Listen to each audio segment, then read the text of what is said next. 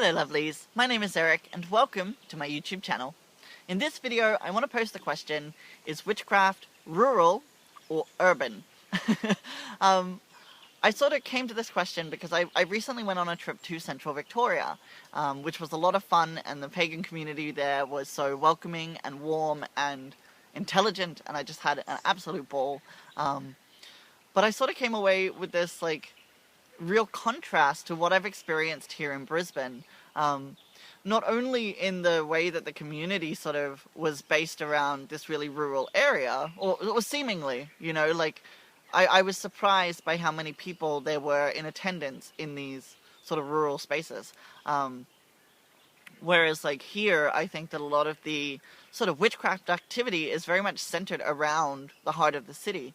That's where our main stores are. That's where a lot of the main rituals happen that are sort of big public rituals, are in the city's botanic gardens and stuff like this.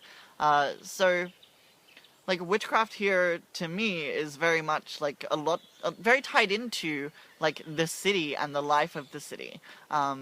Whereas it was interesting to see this contrast, but as well, the contrast there in the land was so stark and obvious as well. Here, everything is always green, they are evergreens. Whereas there, all the trees had no leaves, and there were all these European trees that I've actually never seen alive before and stuff like this. So it was really interesting to see the difference in the land there and to work a ritual on that land, which felt different to me as well. In very subtle ways, I suppose, but it did feel different to me than working here and the experiences that I've had here. So yeah, it was definitely very interesting to see the difference. I was talking to one person and they were saying oh, you can get this plant over here and this plant over there, and I sort of sat there and I was like, oh yeah, I get most of my herbs from the supermarket or in an order, a box that arrives on my doorstep because I bought it off the internet.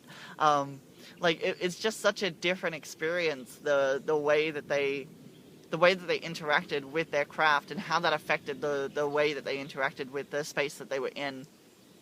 And even though I have spaces like this, that are sort of foresty, it's not quite as wild, I think, as it was where I was staying or where I was seeing. But it really got me thinking, and I was sort of thinking back about Wicca, historically, and I don't know where the Bricketwood Coven was based, or whether that was really urban or if it was rural, or things like this. And it really got me thinking, and it's definitely something I want to look more into. But as well, I was interested in coming onto this platform and asking everybody what they think. What do you think about witchcraft? Is it for you very urban or is it rural? Do you live in the country? Is your witchcraft agricultural, or are the agricultural elements metaphorical for you? I sort of got thinking about Brian Kane and Levi Rowlands, who do their show on the Hex Education, which I really enjoy. I think it's really cool.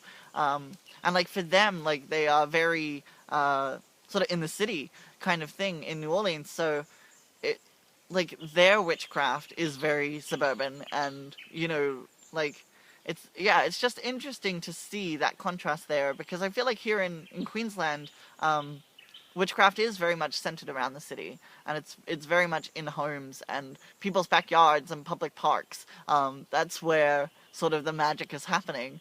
So it got me thinking as well. I've been to so many rituals here in Brisbane where it's the person who's facilitating it would encourage us to acknowledge the sounds of the cars and let them go. And a lot of the spaces that we were in, there were no sounds of cars there. That's not something you would need to factor into your ritual guidance sort of thing. But it's very much a thing here, and it's something that I've heard in a lot of rituals, is people telling you to acknowledge the suburban sounds and to let them go and not let them distract you from the work that you're doing. So yeah, it's very interesting. It's very interesting, and it really has me thinking about, where is witchcraft for? And also thinking historically, about the village witch who would live on the edge and would be between the boundary of the forest and the village and things like that. And that's very interesting as well, because for me, I've always lived in the suburbs, so it's not really that aspect of living witchcraft in that way has never really been a thing. but it does make me wonder, you know, whether those things are intrinsically tied together or whether they're not, or whether we can, or should, I guess, maybe interpret these agricultural mysteries as being metaphorical. It's an interesting conversation, and I'd love to know what you all think. So definitely let me know. Hit me up with what your thoughts are on this topic.